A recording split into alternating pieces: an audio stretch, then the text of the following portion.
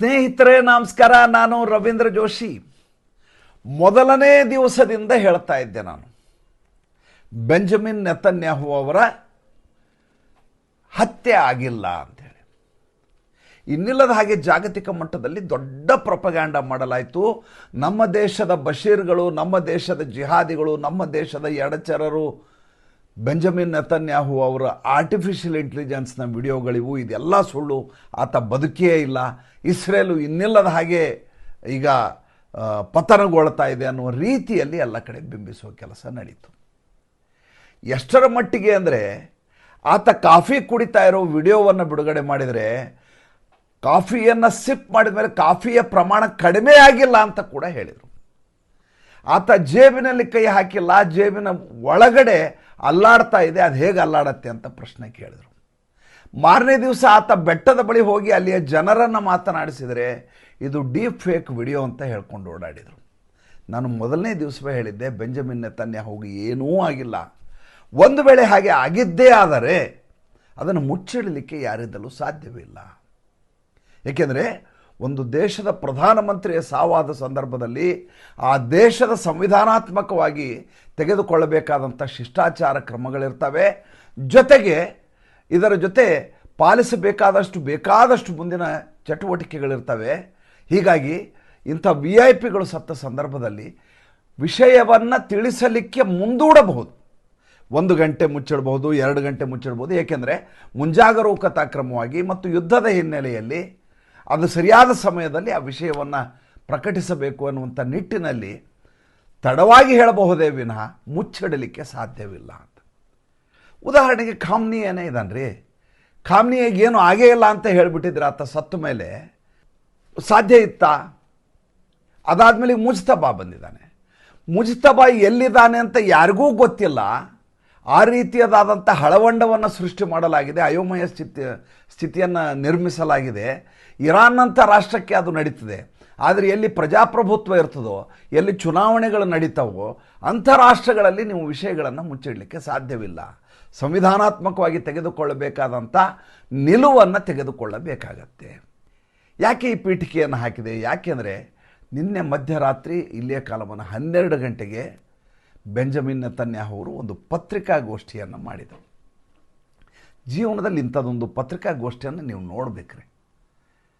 ಏನು ಸ್ಪಷ್ಟತೆ, ಏನು ದಿಟ್ಟತನ, ಏನು ಅರಿವು ಮತ್ತು ಯಾವ ಶೌರ್ಯ, ಎಲ್ಲದರ ಕುರಿತು ಅವರ ನಿಲುವು ಏನಿದೆ ಅದನ್ನು ಸಂಪೂರ್ಣವಾಗಿ 2 ಗಂಟೆಯ ಪತ್ರಿಕಾಗೋಷ್ಠಿಯಲ್ಲಿ ಸಂಪೂರ್ಣವಾಗಿ ಎಲ್ಲವನ್ನು ಹೇಳಿಬಿಟ್ರು ಬೆಂಜಮಿನ್ ನೆತನ್ಯಾಹು. ಬಂದಿರೋ ಪತ್ರಿಕಾಗೋಷ್ಠಿಯಲ್ಲಿ ಯುದ್ಧವನ್ನು ವಿರೋಧಿಸುವಂಥ ಬಹಳಷ್ಟು ಜನಗಳಿದ್ರು. ಒಬ್ಬರಿಗಿಂತ ಒಬ್ಬರು ಆತನನ್ನು ಸಿಕ್ಕ ಹಾಕಿಸುವಂಥ ಪ್ರಶ್ನೆಗಳನ್ನು ಕೇಳ್ತಾ ಇದ್ರು. ಅಷ್ಟೇ ಅಲ್ಲ, ಅಮೆರಿಕ ಇಸ್ರೇಲ್ ಮಧ್ಯೆ ಬಿರುಕನ್ನು ಉಂಟು ಮಾಡುವಂಥ ಪ್ರಶ್ನೆಗಳ ಬಾಣಗಳನ್ನು ಎಸಿತಾ ಇದ್ರು. ಒಂದು ಚೂರು ತಮ್ಮ ಸಮಚಿತ್ತದಿಂದ ಕಲುಕುವಂಥ ಸ್ಥಿತಿಗೆ ಅವರು ಹೋಗಲಿಲ್ಲ. ಒಂದು ಚೂರು ವಿಚಲಿತರಾಗಲಿಲ್ಲ. ಯಾವುದೇ ಪ್ರಶ್ನೆಗೆ ಉತ್ತರ ಹೇಳಲಿಕ್ಕೆ ಆಲೋಚನೆ ಮಾಡ್ತಾ ಕೂತ್ಕೊಳ್ಳಿಲ್ಲ. ಏನನ್ನು ಹೇಳಿದರೂ ಸ್ಪಷ್ಟವಾಗಿ ಹೇಳಿದರು. ಹೇಳಿದ್ದೆಲ್ಲವೂ ಕೂಡ ರಾಷ್ಟ್ರಹಿತದ ದೃಷ್ಟಿಯಿಂದ ಇದ್ದದ್ದು, ಜೊತೆಗೆ ವಾಸ್ತವಿಕತೆ ನೆಲೆಗಟ್ಟಿಯಲ್ಲಿದ್ದದ್ದು, ಜೊತೆಗೆ ಲಾಜಿಕಲಿ ಸರಿದು ತಾರ್ಕಿಕವಾಗಿ ಅತ್ಯಂತ ಸ್ಪಷ್ಟವಾದ ಸಮರ್ಥನೆಯನ್ನು ಅವರು ಮಾಡಿದರು. ಭಾಳ ಚೆನ್ನಾಗಿ ವಿಷಯವನ್ನು ಹೇಳಿದ್ರು. ಅವರು ವಿಲ್ ಡುರಾಂಡ್ನ ಒಂದು ಸಣ್ಣ ಪುಸ್ತಕ, ಆ ಪುಸ್ತಕವನ್ನು ಇತಿಹಾಸಕಾರ ವಿಲ್ ಡುರಾಂಡ್ ಅತ್ಯಂತ ಪ್ರಖ್ಯಾತ ಆದಂಥ ಇತಿಹಾಸಕಾರ. ಆತ ಬರೆದಂಥ ಲೆಸನ್ಸ್ ಫ್ರಮ್ ಹಿಸ್ಟರಿಯನ್ನು ಉಲ್ಲೇಖ ಮಾಡ್ತಾ ಹೇಳ್ತಾರೆ ಅವರು. ಬೆಂಜಮಿನ್ ನೆತನ್ಯಾಹು ಇಸ್ರೇಲ್ನ ಪ್ರಧಾನಿ, ಅವ್ರು ಹೇಳ್ತಾರೆ, ಸರಿನೋ ತಪ್ಪೋ, ಒಳ್ಳೆಯವನೋ ಕೆಟ್ಟವನೋ ಅಂತ ಪ್ರಶ್ನೆಗಿಂತ ದುರ್ಬಲನೋ ಅಥವಾ ಬಲಾಢ್ಯನೋ ಅನ್ನೋದು ಯಾವತ್ತೂ ಮುಖ್ಯ ಆಗತ್ತೆ. ನೀವು ಎಷ್ಟೇ ಒಳ್ಳೆಯವರಾಗಿರ್ರಿ, ನೀವು ದುರ್ಬಲರಾಗಿದ್ದರೆ ನಿಮ್ಮನ್ನು ಹೊಸಕ್ಕೆ ಹಾಕಿ ನಿಮ್ಮ ಮೇಲೆ ಗೋರಿಯನ್ನು ಕಟ್ಟಿಬಿಡ್ತಾರೆ. ಎಂಥ ಮಾತು ನೋಡಿ. ಇವತ್ತು ಇಸ್ರೇಲ್ ಮಾಡ್ತಾ ಇರೋದು ಅದೇ. ಅವರೇನಾದರೂ ಸ್ವಲ್ಪ ಎದೆಗುಂದಿದ್ದಾರೆ, ಸ್ವಲ್ಪ ಮಾನವೀಯತೆ ತೋರಿಸಿ ಹೋಗಲಿ ಬಿಡು ಅಂತ ಬಿಟ್ಬಿಟ್ರೆ ಸುತ್ತಮುತ್ತಲು ಇರುವಂಥ ಅರಬ್ ರಾಷ್ಟ್ರಗಳೆಲ್ಲ ಸೇರಿ ಅವ್ರ ಮೇಲೆ ದಾಳಿಯನ್ನು ಮಾಡಿ ದೇಶವೇ ಇರಲಾರ್ದಂಗೆ ಮಾಡಿ ಬಿಸಾಕಿಬಿಡ್ತವೆ. ಅದು ತುಂಬ ಚೆನ್ನಾಗಿ ಬೆಂಜಮಿನ್ ನೆತನ್ಯಾಹುಗೆ ಗೊತ್ತಿದೆ. ಆದ್ದರಿಂದ ಆತ ಹೇಳ್ತಾರೆ, ದುರ್ಬಲರು ಮತ್ತು ಬಲಾಢ್ಯರ ಮಧ್ಯೆ ನಡೆಯುವಂಥ ಯುದ್ಧ, ಒಳ್ಳೆಯವನಾಗಿದ್ದಾಗಲೂ ಕೂಡ ನೀವು ಗೆಲ್ತೀನಿ ಅನ್ನುವಂಥ ಭಾವನೆಯನ್ನು ಇಟ್ಕೋಬಾರ್ದು. ಏಕೆಂದರೆ ಯಾವತ್ತೂ ಬಲಾಢ್ಯರು ನಿಮ್ಮನ್ನು ತುಳಿದು ನೆಲಸಮ ಮಾಡಲಿಕ್ಕೆ ಸನ್ನದ್ಧರಾಗಿರ್ತಾರೆ. ಅದಕ್ಕೆ ಇಸ್ರೇಲೇ ಕಣ್ಣೆದುರಿಗಿರುವ ಸಾಕ್ಷಿ ಅಂತ ಹೇಳ್ತಾರೆ. ವಿನ್ಸ್ಟನ್ ಚರ್ಚಿಲ್ ಒಂದು ಮಾತು ಹೇಳಿದರು. ಅವ್ರನ್ನ ಎರಡನೇ ಮಹಾಯುದ್ಧ ಸಂದರ್ಭದಲ್ಲಿ ಪತ್ರಿಕಾಗೋಷ್ಠಿಯಲ್ಲಿ ಪ್ರಶ್ನೆ ಕೇಳಿದರು. ಇತಿಹಾಸ ನಿಮ್ಮನ್ನು ಏನೆಂದು ಬಣ್ಣಿಸಬಹುದು, ನಿಮ್ಮ ಬಗ್ಗೆ ಒಳ್ಳೆಯ ಮಾತನ್ನು ಹೇಳಬಹುದಾ ಅದು ಅಂತ ಕೇಳಿದರು. ಇದೇ ರೀತಿ ಅವ ಚರ್ಚಿಲ್ ಹೇಳಿದ್ರು, ನನ್ನ ಬಗ್ಗೆ ಒಳ್ಳೆಯ ಮಾತುಗಳನ್ನೇ ಬರೀಬೇಕಾಗತ್ತೆ, ಯಾಕೆಂದರೆ ಇತಿಹಾಸವನ್ನು ಸೃಷ್ಟಿಸುವವನು ನಾನೇ ಅಂತ. ಪ್ರಧಾನಮಂತ್ರಿಗಳು ಮಾಡುವ ಪತ್ರಿಕಾಗೋಷ್ಠಿ ಇದಾವಲ್ಲ, ಭಾಳ ನಾಜೂಕಾದಂಥ ಪತ್ರಿಕಾಗೋಷ್ಠಿಗಳು. ಒಂದೊಂದು ಹೇಳಿಕೆಗಳು ಕೂಡ ಜಾಗತಿಕ ಮಟ್ಟದಲ್ಲಿ ಇತಿಹಾಸದಲ್ಲಿ ದಾಖಲಾಗಿ ಹೋಗ್ತವೆ. ಇಂಥ ಒಂದು ಪತ್ರಿಕಾಗೋಷ್ಠಿಯನ್ನು ನರೇಂದ್ರ ಮೋದಿಯವರು ಮಾಡಲಿ ಅಂತ ನನಗೆ ಭಾರಿ ಆಸೆ ಇದೆ. ಏಕೆಂದರೆ ನರೇಂದ್ರ ಮೋದಿಯವ್ರಿಗೆ ದೂರದರ್ಶಿತ್ವ ಇದೆ, ನರೇಂದ್ರ ಮೋದಿಯವರಿಗೆ ಸ್ಪಷ್ಟತೆ ಇದೆ, ನರೇಂದ್ರ ಮೋದಿಯವರು ನಿಸ್ಪೃಹರಾಗಿದ್ದಾರೆ, ನರೇಂದ್ರ ಮೋದಿಯವ್ರಿಗೆ ಯಾವುದೇ ಅಜೆಂಡಾಗಳಿಲ್ಲ. ಅವರು ಮಾಡುವ ಕೆಲಸದ ಬಗ್ಗೆ ಅವ್ರಿಗೆ ಏನು ಮಾಡ್ತಾ ಇದ್ದೀನಿ ಅನ್ನೋದರ ವಿವೇಚನೆ ತುಂಬ ಚೆನ್ನಾಗಿದೆ. ಮಾಧ್ಯಮದವರು ಉಪದ್ವ್ಯಾಪದ ಪ್ರಶ್ನೆ ಕೇಳ್ತಾರೆ, ಅದು ಎಲ್ಲ ಕಡೆ ಇರೋದೇ. ಅದು ಎಲ್ಲ ಕ್ಷೇತ್ರದಲ್ಲಿ ಉಪದ್ವ್ಯಾಪಗಳಿರ್ತಾರೆ, ಎಲ್ಲ ಕ್ಷೇತ್ರಗಳಲ್ಲೂ ವಿಘ್ನ ಸಂತೋಷಿಗಳಿರ್ತಾರೆ, ಎಲ್ಲ ಕ್ಷೇತ್ರಗಳಲ್ಲೂ ಅಸಂಬದ್ಧವಾಗಿ ಮಾತನಾಡಿ ನಿಮಗೆ ಮುಜುಗರವನ್ನು ಉಂಟು ಮಾಡೋರು ಇರ್ತಾರೆ. ರಾಜಕಾರಣದಲ್ಲಿ ಇರ್ತಾರೆ, ಸಿನಿಮಾದಲ್ಲಿ ಇರ್ತಾರೆ, ಎಲ್ಲ ಫೀಲ್ಡ್ನಲ್ಲೂ ಇರ್ತಾರೆ. ಹಾಗಂತ ನಾವು ಪತ್ರಿಕಾಗೋಷ್ಠಿಗಳನ್ನೇ ಸಂಪೂರ್ಣವಾಗಿ ನಿಷೇಧವನ್ನಂತೂ ಮಾಡಲಿಕ್ಕೆ ಸಾಧ್ಯ ಇಲ್ಲ. ಯಾವತ್ತೋ ಒಂದು ದಿವಸ ಅಕ್ಷಯ್ ಕುಮಾರ್ ಜೊತೆ ಇಂಟರ್ವ್ಯೂ ಕೊಡೋದು, ಇನ್ಯಾವುದೋ ದಿವಸ ಇನ್ನೊಬ್ಬರ ಜೊತೆ ಇಂಟರ್ವ್ಯೂ ಕೊಡೋದು, ಅದನ್ನು ಇಡೀ ವರ್ಷ ಪೂರ್ತಿ ನಾವು ನೋಡ್ಕೊಂಡಿರೋ ಹಾಗೆಲ್ಲ ಆಗಬೇಕಾದ ಅಗತ್ಯ ಅಲ್ಲ. ಪ್ರಜಾಪ್ರಭುತ್ವ ವ್ಯವಸ್ಥೆಯಲ್ಲಿ ನಿಯಮಿತವಾಗಿ ಪ್ರತಿ ದಿವಸ ರಾಹುಲ್ ಗಾಂಧಿ ಥರ ಪತ್ರಿಕಾಗೋಷ್ಠಿ ಮಾಡಬೇಕಾದ ಅಗತ್ಯ ಇಲ್ಲ. ಯಾವತ್ತೋ ಒಂದು ದಿವಸ ಇಂಥ ಸಂದರ್ಭಗಳಲ್ಲಿ ತಮ್ಮ ನಿಲುವು ಏನಿದೆ ಅದನ್ನು ಹೇಳಲಿಕ್ಕೆ ವೇದಿಕೆಯನ್ನು ಬಳಸಿಕೊಳ್ಳಬೇಕು. ತನ್ಮೂಲಕ ಜನರನ್ನು ಇನ್ನಷ್ಟು ಗೆಲ್ಲಲಿಕ್ಕೆ ಸಾಧ್ಯ ಅಂತ ಮೋದಿಯವ್ರಿಗೆ ಮಾತ್ರ ಸಾಧ್ಯ ಇದೆ, ಬೇರೆ ಯಾರಿಗೂ ಸಾಧ್ಯ ಇಲ್ಲ. ಇರಲಿ, ವಿಷಯ ನಾನು ಮಾತಾಡ್ತಾ ಇರೋದು ಬೆಂಜಮಿನ್ ನೆತನ್ಯಾಹುಗೆ. ಬೆಂಜಮಿನ್ ನೆತನ್ಯಾಹು ನೀವು ಡಿಕ್ಯಾಪಿಟೇಷನ್ ಮಾಡಿದ್ದು ಎಷ್ಟರ ಮಟ್ಟಿಗೆ ಸರಿ? ಆ ರೀತಿ ನೀವು ಟಾಪ್ ಲೀಡರ್ಸ್ಗಳನ್ನೇ ಕತ್ತರಿಸಿ ಹಾಕಿ ದೇಶವನ್ನು ಆ ರೀತಿ ಮಾಡಬಹುದಾ? ನೀವೇನೋ ಖಾಮ್ನಿಯನ್ನು ಹೊಡೆದು ಬಿಟ್ರಿ, ಖಾಮ್ನಿಯನ್ನು ಹೊಡೆದ ತಕ್ಷಣ ಮುಜ್ತಬಾ ಬರಲಿಲ್ವಾ ಅಂತ ಒಬ್ಬ ಪ್ರಶ್ನೆ ಕೇಳ್ದ. ಇದು ಹಿಬ್ರೂ ಭಾಷೆಯಲ್ಲೂ ಇದೆ ಮತ್ತು ಇಂಗ್ಲೀಷ್ನಲ್ಲೂ ಇದೆ. ಯೂಟ್ಯೂಬ್ ಹೋಗಿ ನಿಮಗೆ ಬೆಂಜಮಿನ್ ನೆತನ್ಯಾಹು ಪ್ರೆಸ್ ಕಾನ್ಫರೆನ್ಸ್ ಅಂತ ಕರೆದ್ರೆ ನಿಮ್ಗೆ ಸಿಗತ್ತೆ. ತುಂಬ ಚೆನ್ನಾಗಿ ಹೇಳಿದರು ಅವರು. ನೋಡಿ, ಯಾವುದೇ ಒಬ್ಬ ವ್ಯಕ್ತಿಯನ್ನು ನಾವು ಮುಗಿಸ್ತೀವಿ ಅಂತ ಹೇಳ್ಕೊಳ್ಳಿ, ಮುಗಿಸಿದ ಮೇಲೆ ರಿಪ್ಲೇಸ್ಮೆಂಟ್ ಇರಲ್ಲ ಅದಕ್ಕೆ. ಮುಜ್ತಬಾ ಮೊದಲೇದಾಗಿ ಆತ ಇಲ್ಲ, ಈಗ ಇದ್ದದ್ದೇ ಆದರೂ ಕೂಡ ಆತ ಖೋಮ್ನಿಯೇ ಆಗಲಿಕ್ಕೆ ಸಾಧ್ಯ ಇಲ್ಲ. ಖಾಮ್ನಿಯಾಗಿರುವಂಥ ಜನಪ್ರಿಯತೆ ಆತನಿಗಿರೋದಿಲ್ಲ, ಖಾಮ್ನಿಯ ಬಗ್ಗೆ ಇರುವಂಥ ಆರಾಧನಾ ಭಾವ ಅಲ್ಲಿಯ ಜನರಿಗಿರೋದಿಲ್ಲ. ಹೀಗಾಗಿ ನಾವು ನಜರುಲ್ಲಾನ ಹೊಡೆದು ಹಾಕಿದ್ವಿ, ಹಮಾಸ್ ಲೀಡರ್ ನಜರುಲ್ಲಾನ. ಇವತ್ತೊಳಗೂ ಆ ನಜರುಲ್ಲಾನ ರಿಪ್ಲೇಸ್ಮೆಂಟೇ ತರಕ್ಕಾಗಿಲ್ಲ ಅವರಿಗೆ. ಅಂದರೆ ನೀವು ಒಂದ್ಸಲ ಡಿಕ್ಯಾಪಿಟೇಷನ್ ಮಾಡೋದ್ರಿಂದ ಇಡೀ ಅವರ ಆಳ್ವಿಕೆಯಲ್ಲಿರುವಂಥ ಏನು ಕ್ರೀಮ್ ಅಂತ ಏನು ಹೇಳ್ತೀವಿ ಅದು ಸಂಪೂರ್ಣವಾಗಿ ಹೊಡೆದು ಹೋಗ್ಬಿಟ್ರೆ ಅಲ್ಲಿ ಇದ್ದಕ್ಕಿದ್ದ ಹಾಗೆ ಒಂದು ಗಾಢಾಂಧಕಾರ, ಒಂದು ನಿರ್ವಾತ ನಿರ್ಮಾಣ ಆಗುತ್ತೆ. ಆ ನಿರ್ಮಾಣವನ್ನು ಬ್ಯಾಲೆನ್ಸ್ ಮಾಡಲಿಕ್ಕೆ ಯಾರ ಕಡೆ ಸಾಧ್ಯ ಆಗೋದಿಲ್ಲ. ಈಗ ಅಲಿ ಸಾಯಿಸಿದ್ದಾರೆ, ಆತನಿಗೆ ರಿಪ್ಲೇಸ್ಮೆಂಟೇ ಇಲ್ಲ. ಬೆಂಜಮಿನ್ ನೆತನ್ಯಾಹು ಹೇಳಿದ ಮಾತು. ಅಲಿ ಲಾರಿಜಾನಿ ಅಂಥೇಳಿ ಆತ ಯೂನಿವರ್ಸಿಟಿ ಪ್ರೊಫೆಸರ್ ಆಗಿದ್ದ ಮನುಷ್ಯ, ಆಮೇಲೆ ಪೊಲಿಟಿಕಲ್ ಸೈನ್ಸ್ನಲ್ಲಿ ಮೇಧಾವಿ, ಎಲ್ಲವನ್ನೂ ಖಾಮ್ನಿ ಆತ ಮಾತು ಕೇಳೇ ನಡೆಸ್ತಾ ಇದ್ದದ್ದು. ಖಾಮ್ನಿ ಹೋದ್ಮೇಲೆ ಸಂಪೂರ್ಣವಾದಂಥ ಆಡಳಿತವನ್ನು ಹಿಡ್ಕೊಂಡು ಕೂತಂಥ ವ್ಯಕ್ತಿನೇ ಆತ. ಏನು ಒಮಾನ್ನಲ್ಲಿ ಮಾತುಕತೆ ಅರೇಂಜ್ ಮಾಡಿದ್ರಲ್ಲ ಯುದ್ಧದ ಹಿಂದಿನ ದಿವಸ 27ನೇ ತಾರೀಕು ಫೆಬ್ರವರಿ 27ಕ್ಕೆ, ಅದರ ಸಂಧಾನಕಾರನಾಗಿ ನಿಂತಂಥ ವ್ಯಕ್ತಿಯೇ ಆತ, ಲಾರಿಜಾನಿ. ಈಗ ಲಾರಿಜಾನಿ ಹೋದ್ಕೋ ರಿಪ್ಲೇಸ್ಮೆಂಟ್ ಬರ್ತಾರಾ?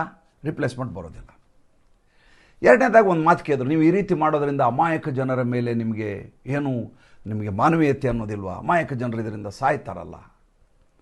ಅವ್ರು ತುಂಬ ಚೆನ್ನಾಗಿ ಹೇಳ್ತಾರೆ ಅದಕ್ಕೆ. ಅವ್ರು ನೋಡಿ, ನನಗೆ ದಯವಿಟ್ಟು ನೀವು ಮಾನವೀಯತೆ ಅಮಾಯಕತೆ ಇದನ್ನೆಲ್ಲ ಕೆಲಸಕ್ಕೆ ಬರಬೇಡಿ.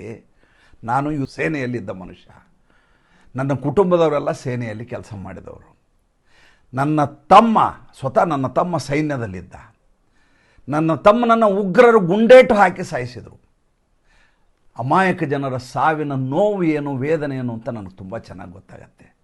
ನಾನು ಸೈನ್ಯದಲ್ಲಿದ್ದಾಗ ನನ್ನ ಅತ್ಯಂತ ಆಪ್ತನಾದಂಥ ಮಿತ್ರ ನನ್ನ ತೊಡೆಯ ಮೇಲೆ ತನ್ನ ಪ್ರಾಣವನ್ನು ಬಿಟ್ಟ.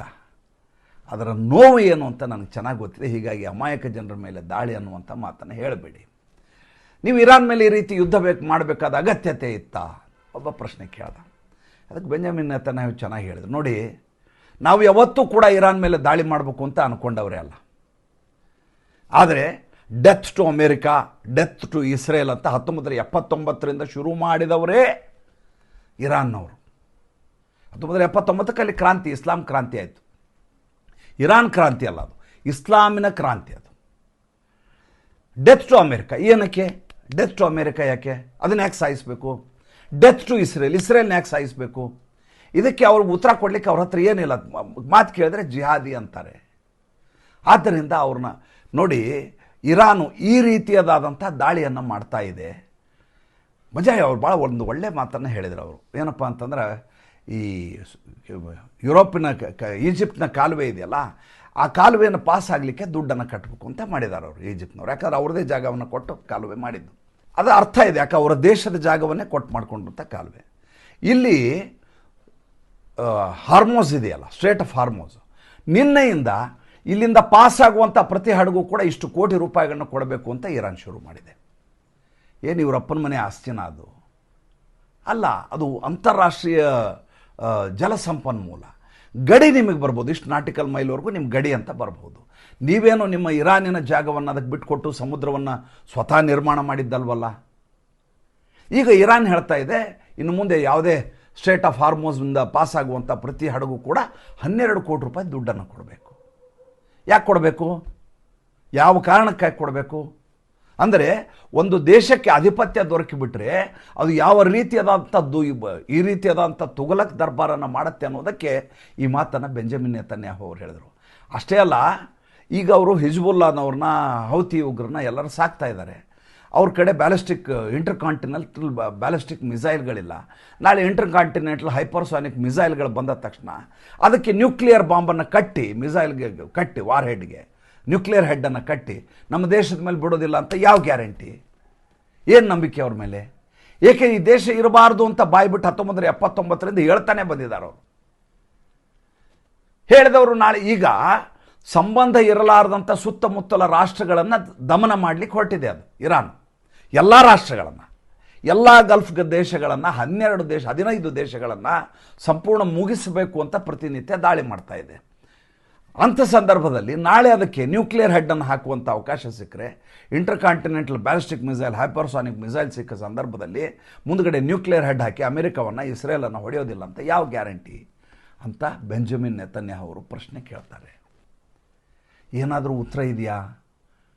ತರಹೇವಾರಿ ಪ್ರಶ್ನೆ ಕೇಳಿದ್ರು. ನಿಮ್ಮ ಮೇಲೆ ನೀವು ಡೊನಾಲ್ಡ್ ಟ್ರಂಪ್ ಅವ್ರ ಮೇಲೆ ದಬಾವಣೆಯನ್ನು ಹಾಕಿ ಯುದ್ಧವನ್ನು ಪ್ರಾರಂಭ ಮಾಡಿದ್ದೀರಿ ಅಂತ ನಿಮ್ಮ ಮೇಲೆ ಆರೋಪ ಇದೆ ಅಂತ ಬೆಂಜಮಿನ್ ನೆತನ್ಯಾಹುಗೆ ಪತ್ರಕರ್ತರ ಪ್ರಶ್ನೆ. ಅದಕ್ಕೆ ಅವ್ರು ಹೇಳಿದರು, ಈಗೇನು ಡೊನಾಲ್ಡ್ ಟ್ರಂಪ್ ಇದ್ದಾರೆ, ಈಗ ಪ್ರೆಸಿಡೆಂಟ್ ಇದ್ದಾರೆ.